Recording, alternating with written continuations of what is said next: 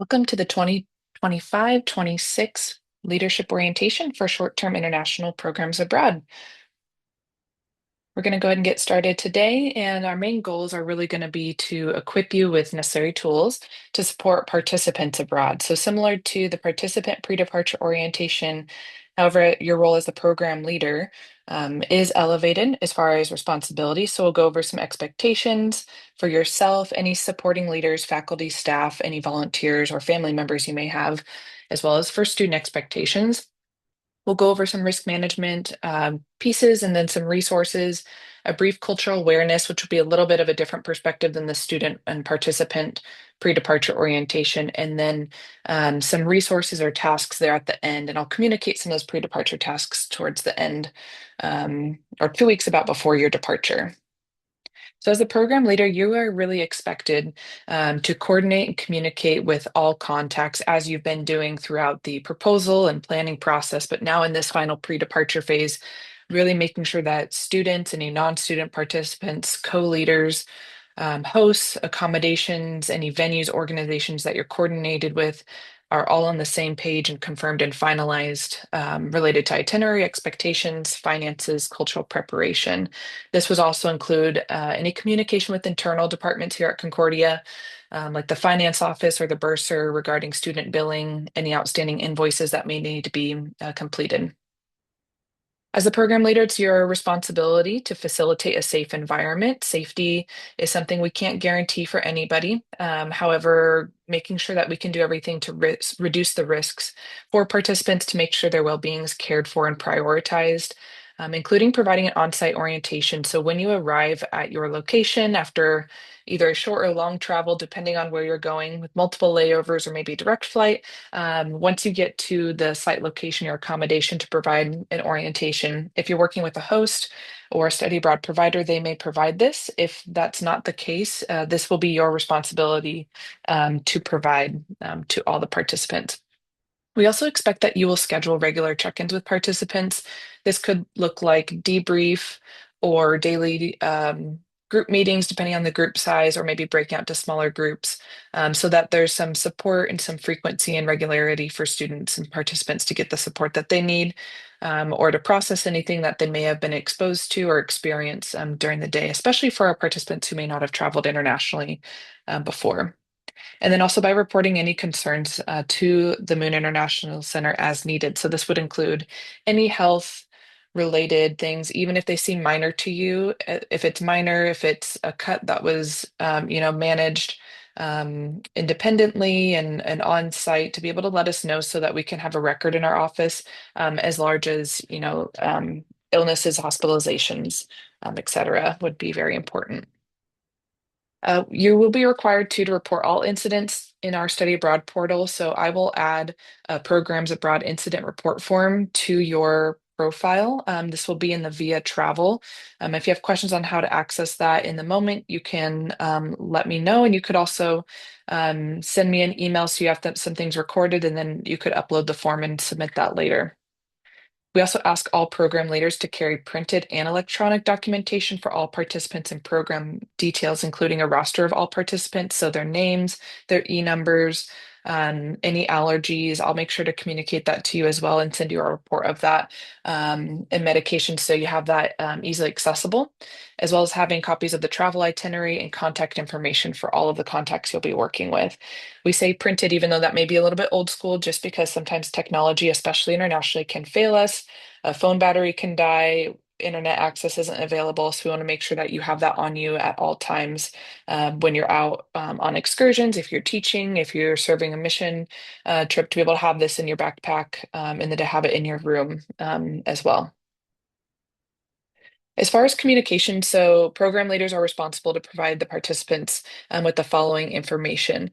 So making sure that students know the required documentation that they need, so a passport book for all airfare travel, any visa requirements, immunization records that may be needed for entering a country, and any limitations on prescriptions. I will also send a follow-up email that will have some host country-specific information if you haven't received that already. That should outline the guidance on these from the CDC and from the U.S. Department of State. It's also important that you communicate group expectations. So this includes any conduct, group rules, and travel etiquette for all participants. So conduct should align and not conflict with our student code of conduct. If you are working with graduate students, doctoral level students, there may be some nuances to this, but we do ask that you share with us what those policies will be if you're going to be changing anything. That may be different. Specifically related to alcohol can be one of the most common areas where students have questions or may want to push some boundaries because the age limit may be different. So we really encourage you to be mindful of the impact that can have for individual participants and group participants. Travel etiquette also that could include your expectations for students and participants of how early should they be ready to go? Should they be ready 15 minutes before any time that you say? And then also thinking about the presence of the group, especially depending on your size, of how loud they may be in public spaces, which commonly outside of the US, the volume is a little bit lower. So making sure to communicate your expectation for participants, which then provides you the opportunity to be able to follow up and keep students and participants accountable if things go outside of that. You should also communicate what your plan is for communication with participants while you are outside the United States. Often groups will want to use WhatsApp, or if you're going to do a daily in-person check-in, let them know how often you're going to do that and about when. So if you plan, hey, every night I'm going to send a WhatsApp daily recap reminding you of our itinerary for tomorrow, or any changes will be communicated this way, or if it will all be in person. You also have the opportunity in the program leader pre-departure form. You can identify your WhatsApp contact information. We also ask that you add our Moon International Center contact for WhatsApp to your group or community, how you have that set up. That way we can monitor things, stay in the loop if anything comes up, to be able to support you in the group as well.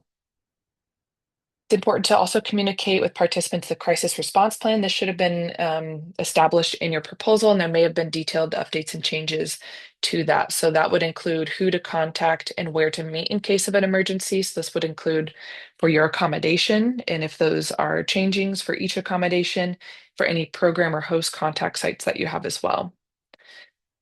Communicating travel day processes, so what they should expect for, again, timeliness for airport, or if you're moving locations and taking a bus or train or something like that. What you mean when you say please be packed and ready to go. Some participants may have a different idea on that depending on how they've maybe grown up or how they like to travel personally, but reminding them again that this is a group experience, and so the expectation is that they are downstairs in the lobby, or they are outside of the hostel or wherever you're staying with their travel bag, everything zipped up, ready to go, and being really clear about that time. It's important too to provide participants with phone numbers for any of the contacts that you see listed there.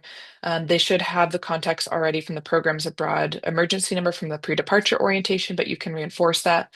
Your contact information, a host or travel company, and then local contacts for emergencies as well, and then accommodations. This could be embedded within the itinerary or maybe a pre-departure document that you have. You can also communicate in the pre-departure your final meetings or emails and communication practical packing suggestions that are relevant to where you're going. So any luggage restrictions based on the airfare, any attire that needs to be adjusted, or any clothing requirements that may be in place as far as out of culture respect, religious, that you may be going, or perhaps with the host, they may have those recommendations if you're working with a church or a nonprofit organization for some modesty. And additionally, then just guidance for budget and money. So giving them the accurate amount for currency exchange, if they should plan to be prepared with cash or card, if it's contactless payment primarily, or if it's cash dependent, where they'll be able to exchange money, and then how much they should be prepared to exchange or to bring with them as well, can be really helpful. And then how much to budget overall outside of the payments that they've made to the university for the program. Any leaders who are serving a capacity outside of the program leader, so for the primary program leader, your responsibility is really over the entire program. And the faculty and staff who are supporting you then are support. So that means that we have expectations of their roles and responsibilities. It should be really clear to all of your participants on who they should go to for different concerns, different things to report, or information or changes to the itinerary or host contact. Knowing what each person's role is can be really helpful and can save you a lot of time as well. So for any faculty and staff who are supporting the program leader and the students, we really require you, one, to reflect a Christian servant heart attitude with your interactions with students, any other faculty, staff, companions, hosts, locals who are part of the group. We think this is often a given, and sometimes in international travel, we can feel additional stress, jet lag, exhaustion with the pace of the itinerary. And so we ask you to take some time to be able to slow down, make sure that you take care of yourself as well, and be able to serve and support the program leader in their decisions.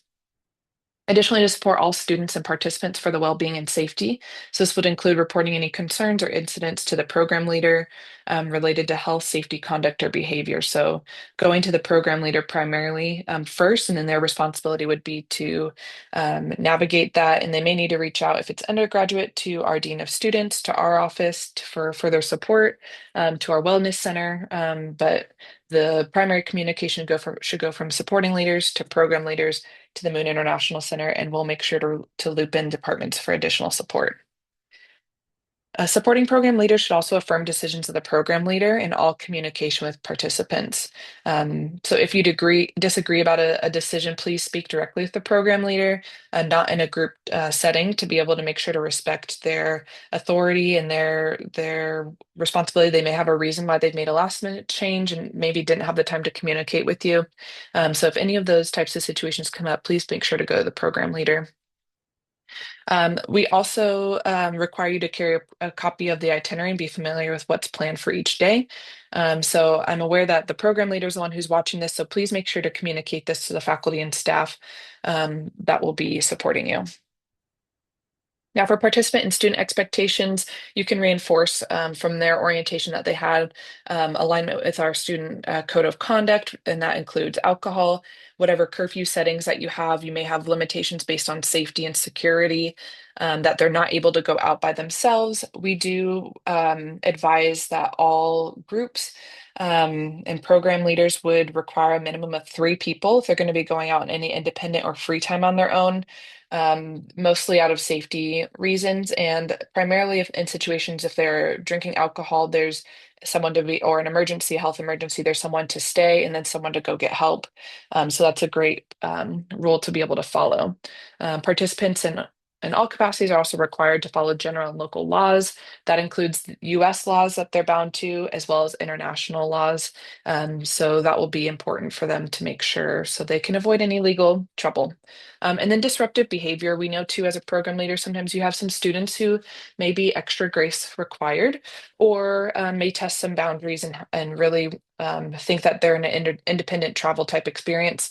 But encourage them and remind them anytime that there's disruptive behavior, that could look like continuously showing up late to meal times or to group travel times, and it's putting stress on the rest of the group, or if it's a dynamic issue as well, it's your responsibility to be able to enforce that too. Then for health and safety pieces, we want to encourage participants to be able to feel comfortable expressing any concerns that they have as soon as possible. The earlier, the better, to try to prevent things from worsening. Promote the well-being of other participants, following directions and guidance of faculty staff. And then timeliness, like I've repeated several times, that's usually one of the biggest challenges in these group travel opportunities. And then they also need to complete the pre-departure tasks. They'll receive daily email reminders similar how you do with deadlines and things like that. So that's not something you need to manage, but you can help reinforce that. And then our office will also do that as well to support you to lift some of that burden for you. When we look at crisis management, so if you have not already, please save this phone number. This is our Programs Abroad emergency phone number. It's 24/7. Someone in the Moon International Center is available to be able to respond via call or text or WhatsApp. So 001, the country code, 949-430-1680. This is where you would call, or the situations you would. So really it covers the span of any physical, medical need that or crisis that arise, mental health, including suicide attempts or ideation, a lost passport, student or participant misconduct that is unmanageable, crimes of violence, any of the larger scale type crises of participant death, natural disaster, things like that, vehicle accidents with damage or injuries. If for some reason the program leader is incapacitated, it's important that you share this number with the supporting leaders and faculty staff so that they can act on your behalf. And if there's a concern for any participant or leader, you can report those. The more communication, the better can help us support you and be able to get access to resources, whether that's with our insurance, our risk provider, or within our university system. As far as a simple step or process to think of when there's a crisis or an incident that takes place while you are outside the US, first you want to make sure to begin a written log, keep notes, whether that's in your phone or writing it down somewhere, of circumstances, communication, outcome, any actions or recommendations that you've made. That way we can have that available. Our office, once we're aware, will start doing the same. As a program leader, you'll need to evaluate the participant and group situation, contact any and coordinate any care in the country if you need information on which hospital to go to. That should be provided in the email that I've sent to you for host information that works with our insurance provider. But if you need any of that information while you are abroad, you can contact our office as well. And then calling the Concordia emergency number to report the incident and discuss next steps. We have programs abroad emergency plan so we can support and resource you while you're abroad. For some emergency preparedness, here's some pieces that we put in place to reduce some risk, and really best practices as far as travel risk management. So the first one is our office will enroll all the participants that we have on record through our portal and the application to register them with our STEP or Smart Travel Enrollment Program with the U.S. Department of State. What this does is it informs the U.S. Embassy and consulates of what U.S. citizens are abroad. And then they can work, especially in situations of evacuation or airspace closures, they can help navigate that. And our office will work in partnership with them on the guidance as well. You can also receive travel alerts, which can be optional. So our office will enroll all the participants in a group enrollment, and an email notification will be sent to the email that they've registered with the CUI Study Abroad portal, where they can then opt in and provide additional information as well. The next one is to register the group travel plan in the CUI Study Abroad portal if you haven't done this already, and add participants. If you need help on how to do this, our office can provide some additional support. The group travel plans where you can really build out an itinerary. So you can add in housing, transportation, and activities. This can be helpful where students can view this in addition to the itinerary provided, but it gives our office a record of the flights, if they're individual flights or a group flight. And really, we need to record that and be aware of that in case there were any crises or emergencies that took place. Following the guidance of local embassy and consulate, so our office will monitor travel alerts and advisories along with current events. So we have quite a few different resources where we'll monitor that. If we receive a travel alert and review it and think that it's necessary for us to update you or contact you, we may either send a PDF that will give the advice as well as the alert and what action to take. We can also do a push notification through the Smart Travel Enrollment Program in our CUI Study Abroad portal that can go to all participants in some cases as well. That will go by email, and it will also go via text message or SMS messaging. For health and awareness as a program leader, it's important that you review all participants' allergies, medications, conditions, and accommodation requests beforehand. So our office will monitor especially allergies, and we'll send you a roster as well as medications. But to make sure that discussions have had taken place beforehand with the participant and not while abroad, so it's less reactive and more preventative as far as what solutions or options can be discussed beforehand. We also ask that you advise participants to communicate those food allergies at mealtime. So this has been provided in their pre-departure orientation to make sure that they really advocate for this. So participants are recommended to have like a translator if you can, or to translate beforehand. Sometimes this can mean like having on their phone or maybe on a laminated card or something like that. If there's a non-dominant English speaking language abroad, to be able to have that clearly communicated so that there's no confusion or risk of allergic reaction to reduce the risk. And then also to keep monitoring the well-being and behavior of all participants. If you see any changes in their mood or activity, movement that seems off or different than what you're used to typically seeing, this would be one to have a check-in with the student as well, see how they're doing, see if there's anything that they need.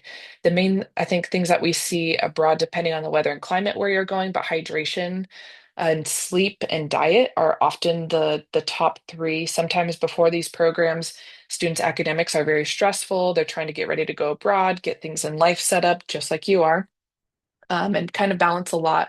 And so they may be going into this with very limited sleep. And so making sure that they have, someone to check in with them can be really helpful. So when it comes to international insurance, this is required for all participants. There may be limited or no coverage available if you have any minors traveling. So that's something that you would, if it's a family member, that you would need to make sure to have in place for them. Our university partner with iNext does not provide coverage for minors. So we will enroll all the participants about 2 to 4 weeks before departure. This invoice will be sent to you as the program leader, and it will be your responsibility then to submit that in Chrome River and for that invoice to be processed to make sure that payment is taken care of. And then as far as what's covered, so once you're enrolled, all participants will receive a welcome email with instructions. It will also have a summary of benefits, so you can have a great detail on what's included in that. I go over that in the participant pre-departure orientation, but much of it will include anything from some lost baggage or medical type things as far as like a clinic or hospitalization, up to like if there is a participant death or something like that. So there's great coverage. We also do opt in for the enhanced political and natural disaster coverage, which would cover any evacuations that needed to be taken, and that would include any layovers that you may have as well. It's important for you and the participants to carry copies of your insurance card. Our office will have a copy of it as well. So if for some reason that needs to be identified while you're abroad, you can contact us in the Moon International Center, and then provide copies of that insurance card with emergency contacts as well before you go. Save all documentation to submit claims. So this could include anything receipts, specifically anything identifying diagnosis and treatment, medications, or other things that have been prescribed. And it's really important to note that this insurance policy is for care while abroad, not in the US. So if you are unsure about whether you should receive care abroad, or and if you're planning to possibly yourself or another participant to go back to the US, please contact our office first, so that we can be aware. And then any care that's really taken once they're back in the US would fall within their own health and medical insurance. So it's important that they get within their network, so that there is coverage. So here's a list of benefits that are provided and what's not covered. A lot of these I've already shared. So things that aren't covered that I just want to mention specifically would be any preventative care, routine appointments. Trip cancellation interruption is optional for participants to add at their own personal expense. That can be helpful. And then you'll see some of the activities. So these are ones that we really try to look through in the itineraries, and make sure that they're not included since we don't have coverage for them. Our university does not promote or really prohibit allow participants to be able to participate in these while they're abroad. Then as we go to cultural awareness, there's a couple key areas where we want to encourage you to be able to act on and to be aware of. So the first one we want you to do is to encourage participants to observe and be curious, by asking questions to understand. So having more posture and perspective of curiosity and coming into a new culture with that, especially when these short-term programs can be so short. Sometimes that can there can be a lot of things missed or misinterpreted, if you come in with more of a critical or, um, I guess, judgmental perspective, which can really limit the opportunities to learn. Do provide opportunities for participants to prepare for and reflect on their experience. So, if you are incorporating devotions or debrief time, especially before departure, so they're prepared to be able to return home, having understood the experience and how they may be able to apply this, or at least have some resources and tools to continue to process that. We encourage you to follow up with participants who might show signs of culture shock, fatigue, irritability, moodiness, or some of the key ones that you may see, or especially if they're making a lot of comments that could be considered disrespectful. Please make sure to keep them accountable by following up with that in a gentle way, trying to, again, be curious about what they're observing and learning or what they're experiencing. We ask you to respect if participants do not want to try something like a new food or experience that could be maybe an allergy, a preference. Maybe they've tried it before and they know they don't like it, or something has happened in the past. So have a level of respect where participants don't feel necessarily pressured to do something that they don't want to do. And then at the same time, we also encourage you to challenge and encourage participants to try something new, again, within reason. So sometimes people do need a little bit of extra encouragement to try something that they may end up enjoying. And other times, it may be wise for them not to. A couple things that we encourage you not to do. The first would be to vent about annoyances that you have with the host culture or country. This should be done in private or write it down on your phone. Have a healthy outlet to be able to process that in a safe space. Don't make generalizations about locals or make fun of the culture or language. Promoting this for the group especially changes the dynamic in their experience to learn. Do not neglect to check in with participants, and then don't allow participants to isolate themselves or go a period of time without eating or proper hygiene. Sometimes we've had some students who think they'll save time or water by not showering or not wearing deodorant, and some of that can really affect the group dynamic. So please make sure to reach out to those students who may be, again, not behaving as themselves. Wrapping up, here's some resources. I want to guide you to our international programs webpage that we do have. If you need the link to that, I'll provide that in the email to you as well. But this is a place where you can go for some of those basic pieces. So to access the portal, if you forgot how to, there's some crisis management resources that are simplified there for you to go to as well. Our phone number and the programs abroad emergency plans in there as well, and then the program leader's guide that's there for you also. So you'll be required to complete the form where this video is embedded, to make some agreements to your responsibilities as the program leader. You'll upload the current itinerary, noting anything that could be subject to change. We know that sometimes there may be fluidity with some commitments with the host, and so to identify those so that we can be aware. And then the same thing for budget. You'll upload your budget in an Excel format, and then noting any outstanding expenses and payments that are due. So income and expenses, both the total amount and then individually what those uniquely are. That way we can be aware and the business office can be aware if you have any outstanding invoices that need to be paid by a deadline, or if you need to make any special requests. So I encourage you, if you have questions, to be able to email me at dana.peterson@cy.edu. And then additionally, you'll be required to schedule a meeting with me about 2 weeks before you depart or a little bit earlier. Just a brief 20 minutes to be able to touch base on your submitted form, anything outstanding you may need support for, or anything while abroad, and any questions that you have. So we are so grateful for your leadership for these international programs. They truly provide a unique opportunity for students, whether it's a mission trip, an academic trip, a music tour. We're blessed to be able to provide so many different opportunities, and those wouldn't happen if they weren't for you and the additional tasks and responsibilities and time that you invest into this. So thank you for the ways that you serve the university, the students, and the participants. And please let me know how we can support you in the Moon International Center.